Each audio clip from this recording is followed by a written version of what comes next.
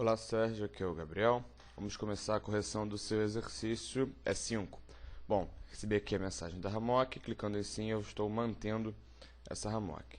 No exercício E5 nós vamos ver do modo 95 até o 115.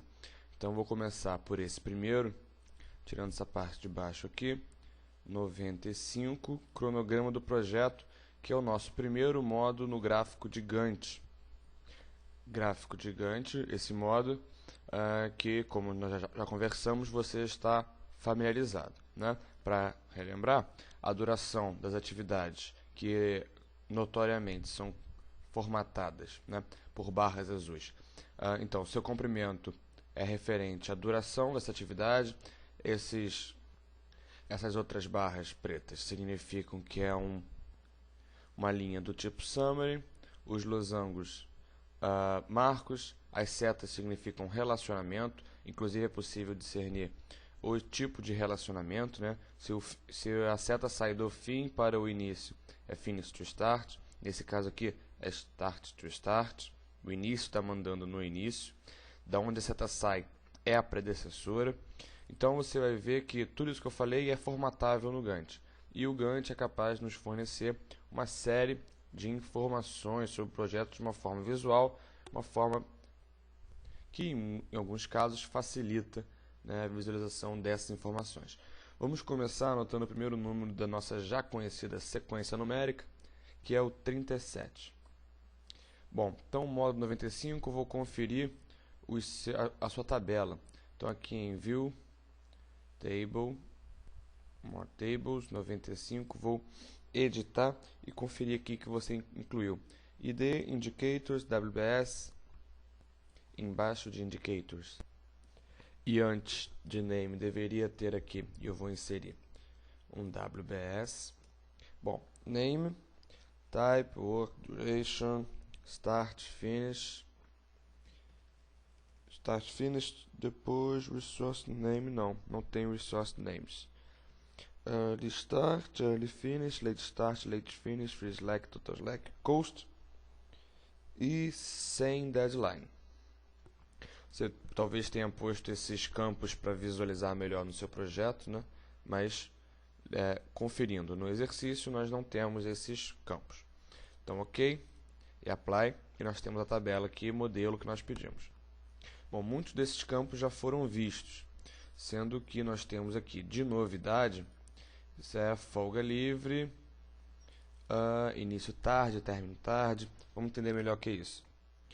Repare que nem toda atividade, bom, em quase todos os cronogramas, nem todas as atividades que compõem esse cronograma, ela é tal que, ao seu término, tenha uma sucessora ligada diretamente sem nenhum intervalo de tempo. Quando acontece do término de uma atividade até o início das suas sucessoras, nós temos um intervalo de tempo, esse intervalo de tempo pode se dar por uma outra ligação que a sucessora tenha com uma atividade que acaba depois, ou pelo tipo de sequenciamento em si que você tenha feito, não importa. Mas quando se dá esse intervalo, nós dizemos que essa atividade tem uma folga.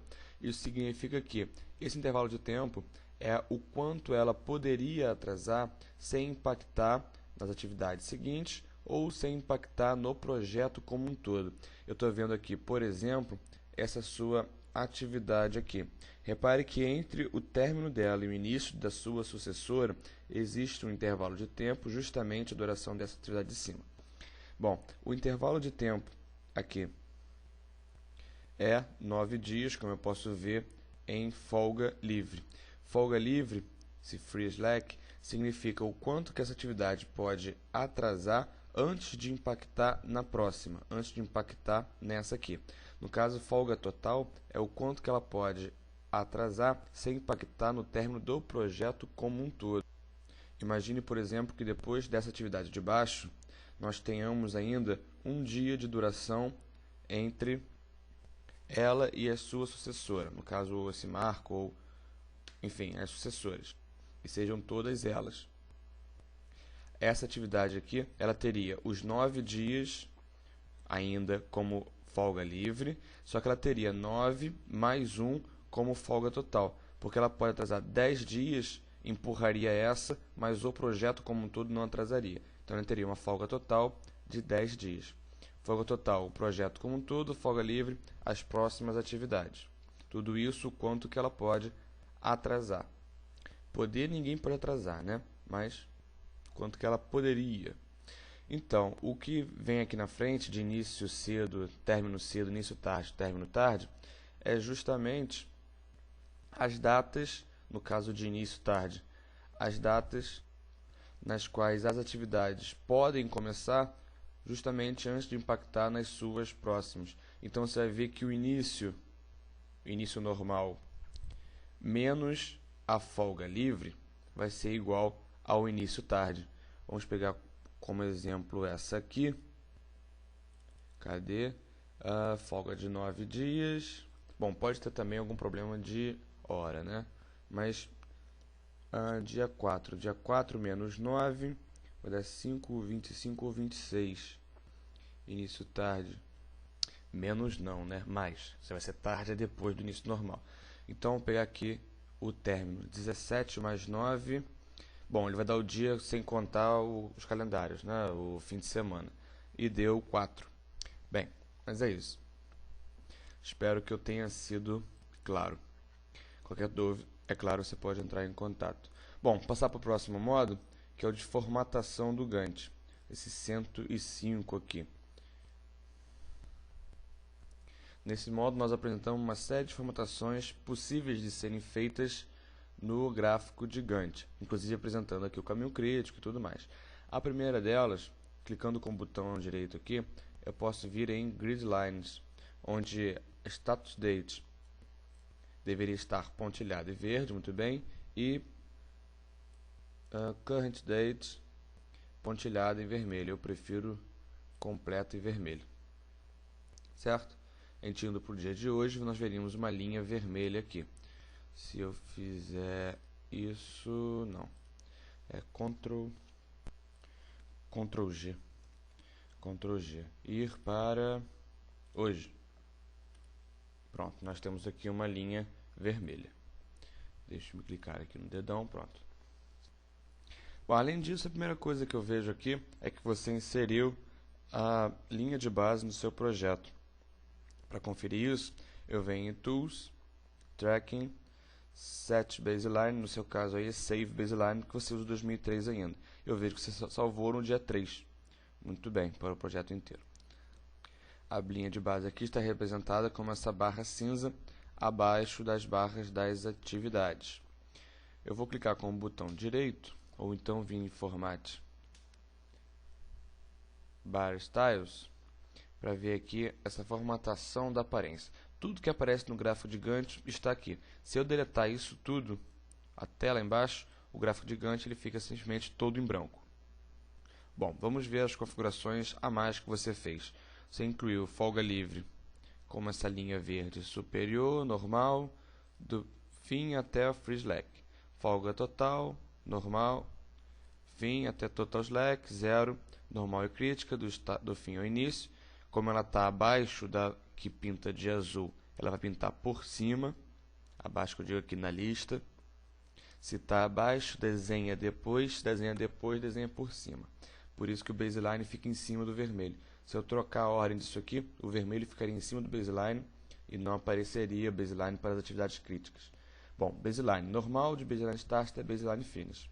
Sem mistério. Aproveitar ainda, aqui na atividade normal, no texto você passou no direito de Resource Names para Contact. E também nas atividades críticas, mas não precisa. Lembre que toda atividade ela é normal, então ele pinta azul do início ao fim. Estar vermelho aqui não muda isso. Ele pinta de azul, mas também pinta de vermelho. Caso eu insira alguma coisa aqui, ficariam duas informações sobrepostas, certo? Bom, ok. Além disso, eu devo te mostrar que essa sua hammock, deixa eu ver se ela é uma hammock. Início, insert, linked fields. É uma Hammock. Essa sua Hammock, ela não deve apresentar as configurações as configurações normais que você impôs, as outras barras. Então, primeiramente, essa de baixo, eu vou deixar ela invisível, depois duplo clique aqui e a pinto de verde. Além disso, vou te lembrar que a Hammock, ela não deve ser sequenciada, então dei um duplo clique na seta e deletei essa seta, certo? Em termos de configuração do Gantt, que nós vimos até então, nós acabamos de fazer toda a verificação. Eu posso ainda na atividade recorrente te ensinar a retirar isso aqui que eu particularmente não gosto. Para quando você faz isso, a atividade sumária da atividade recorrente, ela não se comporta como as outras, né? Ela parece que repete em cima, uma coisa um pouco confusa. O que você deve fazer? Se você selecionar todos esses elementos, vir nas suas propriedades e desmarcar Rollup Gantt Bar to Summary, isso aqui some. Aquela opção, ela pode ser marcada para qualquer atividade. Reparem nessa aqui, por exemplo, caso eu marque, o seu tamanho fica marcado também na atividade sumária. Isso serve para nós vermos o quão grande essa atividade é referente, no caso relacionada com o produto como um todo, com o pacote de trabalho como um todo. Eu acho uma opção também que não deve ser usada de forma direta. Pode fazer isso, viu, depois desmarca e tira, porque essa marcação ela vai subir até o projeto como um todo. No caso da recorrente não, ela só fica aqui em cima, mas nas outras ela ficaria e subiria até o projeto como um todo. Se você fizesse para todos, por exemplo, isso aqui tudo ficaria preenchido, seria extremamente desconfortável. Passando para o próximo modo, mas não antes de pedir que você anote o número 38, vamos ver aqui 115 pacotes de trabalho. No seu modo, deixe-me ver se eu lembro, 45 pacotes de trabalho, isso mesmo. No seu modo 45, olha só, teste name form, selecionar notes. Bom, você marcou aqui o que é e o que não é pacote de trabalho. Você poderia estar se perguntando o porquê disso, e o porquê está aqui no seu modo 115, um modo onde você vê somente os pacotes de trabalho do seu projeto, inclusive ensaiando trabalho e custo, que vão começar a aparecer a partir do seu exercício E6.